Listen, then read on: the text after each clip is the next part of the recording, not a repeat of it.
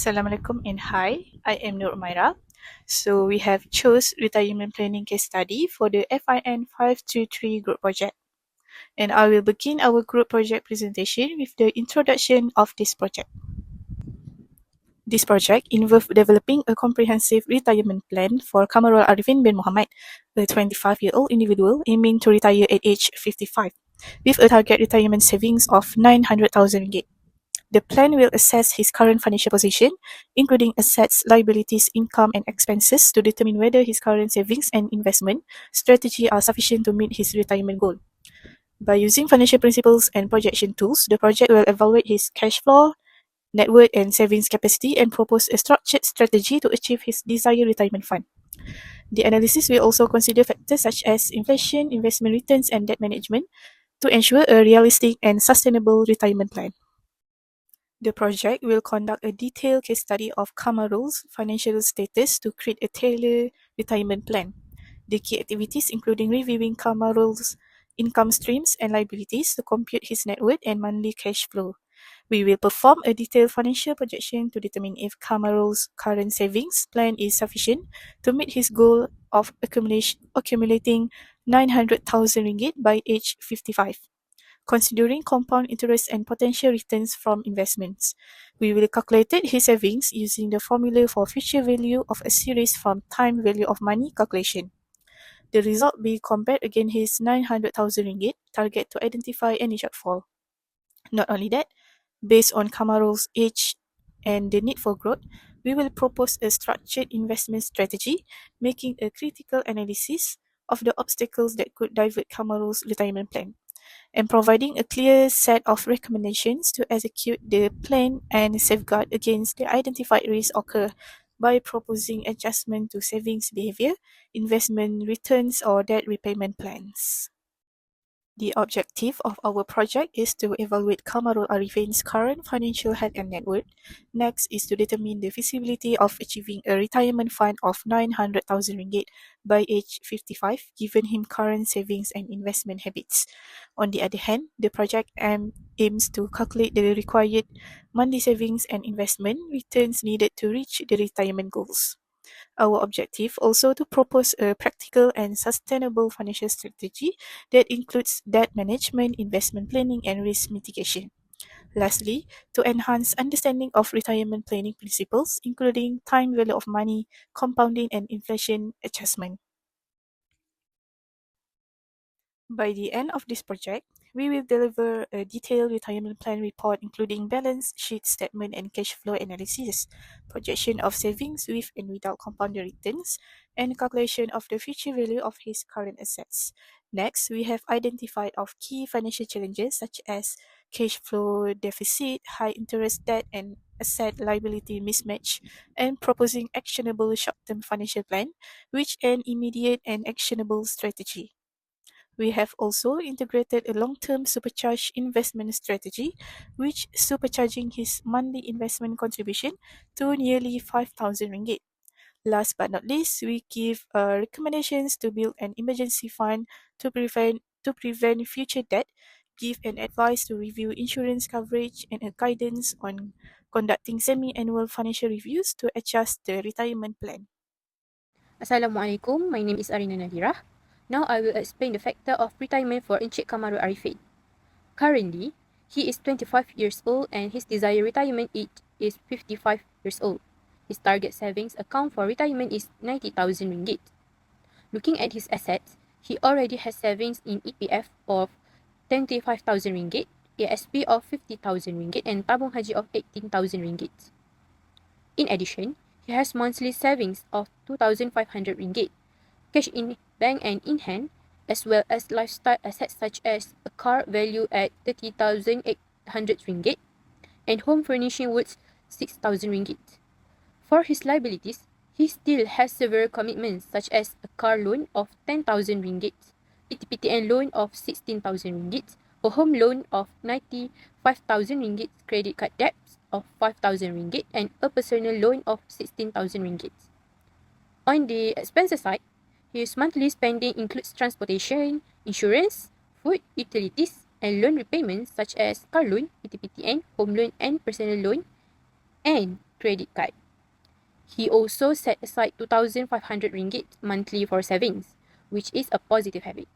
In conclusion, while Kamaru has quite a high level of debt commitments, his consistent monthly savings and existing investment account give him a good foundation to reach his retirement goal of 90,000 ringgit by the age of 55.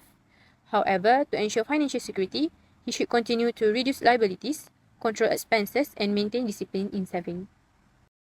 Next, based on Kamarul Arifin's personal balance sheet as at December 2024, his total assets amount to 141,300 ringgit, where the majority comes from investment assets, such as EPF, ASB, and Tabung Haji. His lifestyle assets like the car and home furnishing make up 38,800 ringgit, while liquid cash is only 4,500 ringgit. On the liability side, his total debts are 138,000 ringgit, with 5,000 ringgit from current credit debts and 113,000 from long-term loans, mainly the home loan, PTPTN, and personal loan. After deducting all liabilities from assets, his net worth is 3,300 ringgit. This means his assets are slightly higher than his debts. Overall, his financial position is positive but quite tight, so it will be better if he increase his savings and reduce liabilities to strengthen his financial stability. Furthermore, I will explain about cash flow. Based on Kamarul Arifin's cash flow statement for 2024, shows a total income of 91,800 ringgit, mainly from salary, with additional income from rental, dividend, and savings interest. This indicates he has several income sources. His total expenses, however, are higher at 97,220 ringgit. Fixed expenses such as insurance and quiet rent are 12,120 ringgit, while variable expenses are much larger at 85,100 ringgit. The biggest spending is on food, followed by transportation, entertainment, travel, children's need, and several loan repayments. As a result, Kamaru records a net cash flow deficit of 5,420 ringgit. This means his spending exceeds his income, which could cause financial pressure. In conclusion, although he earns a stable income, he needs to control his lifestyle and reduce variable expenses to achieve a healthier cash flow. Assalamualaikum. I want to share some important information about saving account for Encik Kamaru retirement. The goal is to have 900,000 ringgit saved by the time he reached 55 years old. This amount can help provide financial security and comfort during retirement. In this table, you can see what monthly saving amount would be based on the age he starts saving. Starting age range from 25 to 55 years old. The target amount at age 55 is the same in all cases, which 900,000 ringgit. Encik Kamarul might expect that if he starts saving later, he need to save more each month. But in this table, the monthly saving amount is fixed at 2,500 ringgit for every starting age. This is because the table presents a simple calculation that doesn't not factor in any interest, investment return, or compounding. It divides 900,000 ringgit evenly over the total month left until age 55. For example, if Encik Kamaru starts saving at 25 years old, he will save 2,500 ringgit every month for 30 years. If he starts at 30 years old, the same 2,500 ringgit every month is shown without increasing to make up for fewer months. This is a simplified example. In reality, if Encik Kamaru starts saving later, the monthly amount should be higher to reach the same goal, or he must invest wisely to grow his saving with interest. Starting early usually allows his money more time to grow through investment and compounding returns, which can reduce the monthly amount he needs to save. The important part is that saving consistently every month is very important. Planning and discipline to save 2,500 ringgit monthly or adjusting this amount if he start late can help ensure he meets his retirement goal. So the early he starts saving, the easier and less stressful it will be to reach his target. Next is time value of money to achieve long-term saving goals. The target future amount is 900,000 ringgit. Monthly saving or PMT is 2,500 ringgit. The saving period is 30 years, which equal to 360 months. The expected annual rate of return is 7%. This gives us a monthly rate of 0.07 divided by 12, which is 0.005833. The formula used here calculates the future value of savings with monthly contribution. PMT is 2,500 ringgit. The monthly interest rate or ART is 0.005833. The total number of months or N is 360. By substituting this value into the formula, the future value of Kamal's saving will be approximately 3,049,900 ringgit. This slide shows that if Kamal save 2,500 ringgit monthly for 30 years with an average annual return of 7%, he will accumulate about 3.05 million ringgit by the time he returns 55. This amount is significantly higher than the original target of 900,000 ringgit, demonstrating the power of compounding over time. My name is Nusafar binti Muhammad Ghani. My matrix number is 2024432822. I will explain about investment strategies. The first investment strategies that can be practiced by Kamaru for better retirement planning is to divide 2,500 ringgit that need to be saved per month into 3 buckets, which mean in the safe and guaranteed amount to 1,000 ringgit per month. For growth investment also 1,000 per month and 500 ringgit for alternative. That concludes 40% for safe and guaranteed, 40% for growth investment and 20% for alternative expenses. Safe means low risk and the return are mostly guaranteed and it protects money from loss. The safe and guaranteed part include EPF voluntary contribution and also ASP or any of the money for Amanah Hartanah Bumi Putra. The target is 4 to 6% of annual return and the stability was guaranteed. Next, investment for growth, especially at unit trusts or ETFs, equity funds, and it is safer to go for Islamic investment. It targeted 6 to 8% annual return.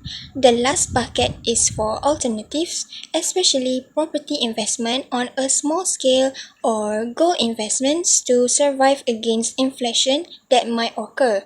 The targeted return is 3 to 6% annually. The next strategy is allocating the savings, investment, and retirement planning by age. For example, at the age of 25 to 35 in agri-agro, what should Kamaru do? He should keep 20% at the safe, 60% for growth, and 20% for alternative. At this age, it was recommended to focus on equity, unit trust, and ETF. Furthermore, at the age of 35 to 45, this is called a balanced phase where Kamaru might work in the industries for a bit long and he have money that he don't have commitment to pay for. At this phase, he can keep 40% at safe, 40% at growth investment and 20% for alternative. Hence, this age from 35 to 45 is when people start to stabilizing. Last allocation by age is by the age of 45 to 55.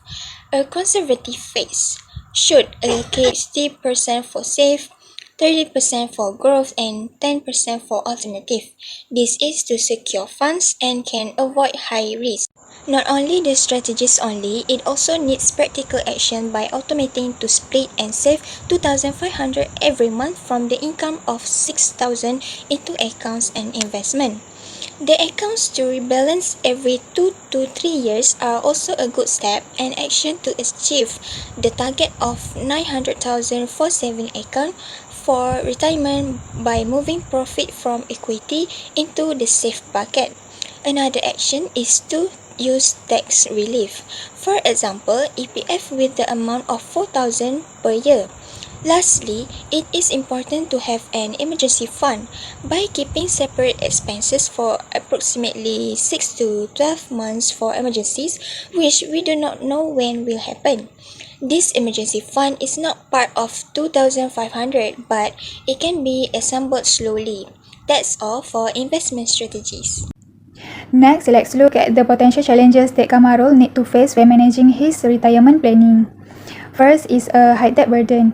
The liabilities were RM 138,000, significantly exceeding the asset of RM 141,300, resulting in a mere RM 3,300 in net worth. This occurs when the majority of one income is used to repay loans such as house loan, personal loan, and PTPTN loan. When monthly payments consume a considerable portion of income, the household has less money to spend on everyday necessities or unforeseen emergencies. Over time, this heavy debt burden can lead to financial strain because even a small change in income or expenses can disrupt the ability to pay bills. Second is insufficient emergency savings. With barely RM 4,500 in liquid asset, Kamaru can pay less than a month cost. Ideally, every household should have at least 3 to 6 months of emergency funds to cover unforeseen expenses such as medical bills, car breakdowns, or temporary job loss. This occurs when income is completely devoured by daily costs and debt obligation, leaving little capacity for saving.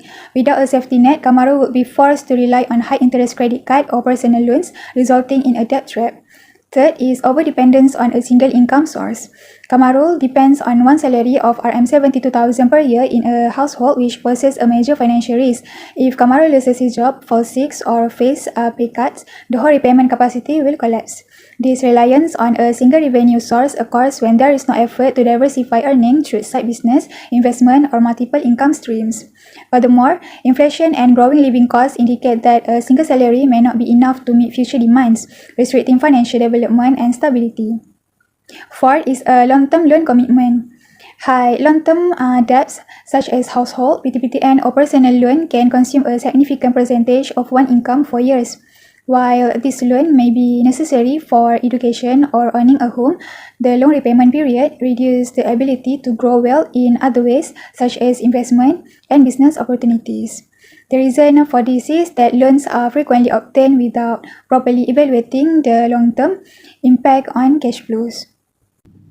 Aside from that, there are the actionable steps and contingency measures that Kamaru can use in order to reduce his potential challenges.